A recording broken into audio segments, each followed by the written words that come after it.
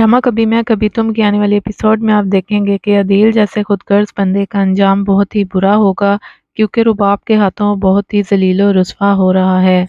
अभी तो ये सिर्फ शुरुआत है, अदील के साथ इससे भी बुरा होगा। वो रुबाब के हाथों बहुत ही जलील और रुस्वा होगा। अदील जैसा खुदगर्ज बंदा किसी का भी नहीं बन सकता, वो अपनी बीवी का भी ना बना, इसलिए उसका अंजाम बहुत ही बुरा होगा। उसने अपने माँ बाप के साथ भी बहुत ही बुरा सलूक किया, यहाँ तक कि उनका घर भी बेच दिया।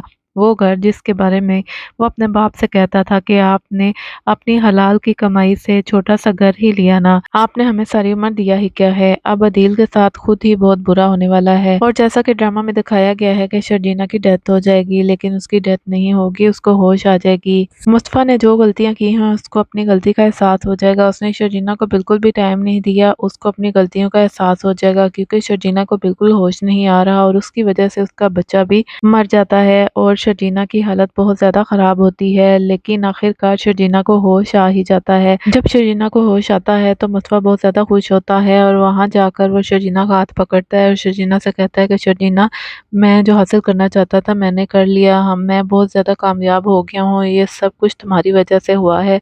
वो शर्जीना का हाथ पकड़ता है और उससे कहता है कि चलो आओ मेरे साथ, मेरे घर चलो। लेकिन शर्जीना वहां जाने से इनकार कर देती है। वो कहती है कि मुस्तफा पीछे हो जाओ, मैं तुम्हारे साथ नहीं जाना चाहती, मेरे माँ बाप को बुला दो। मुस्तफा तो शर्जीना का ये रवैया देखकर बहुत ज्यादा रोता है, बहुत ज्यादा टूट जाता है।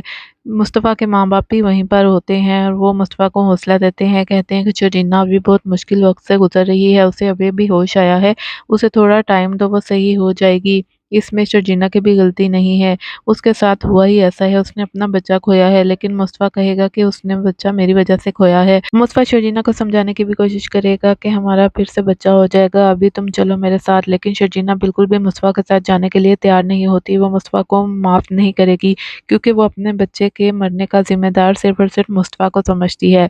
सिर्फ मुस्तफ़ा की वजह से ही उसने अपना बच्चा खोया है, क्योंकि अगर मुस्तफ़ा उस दिन रात को जल्दी आ जाता तो शर्जीना के साथ ये सब कुछ ना होता।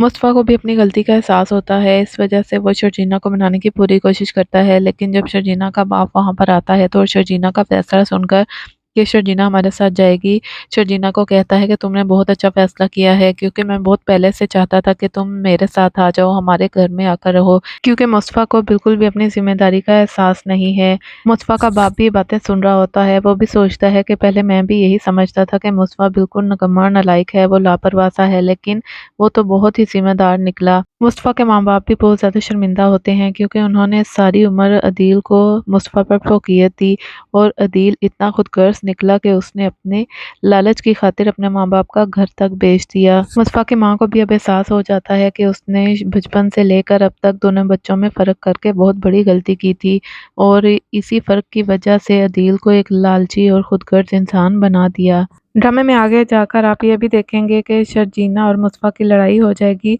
लेकिन मुस्तफ़ा के माँ बाप शर्जीना और मुस्तफ़ा की सुलह करवा देंगे, दोनों की सुलह हो जाएगी और शर्जीना और मुस्तफ़ा अच्छी ज़िंदगी गुजारेंगे, जबकि अदील का अंजाम बहुत ही बुरा होगा। और जो लोग समझ रहे हैं कि शर्जीना मर जाएगी, तो ऐसा बिल्कुल भी नहीं होने वाला, क्योंकि शर्जीना को बहुत जल्द होश आ जाएगा, लेकिन वो अपने माँ बाप के साथ चली जाएगी, मुस्तफ़ा के घर पर नहीं जाएगी।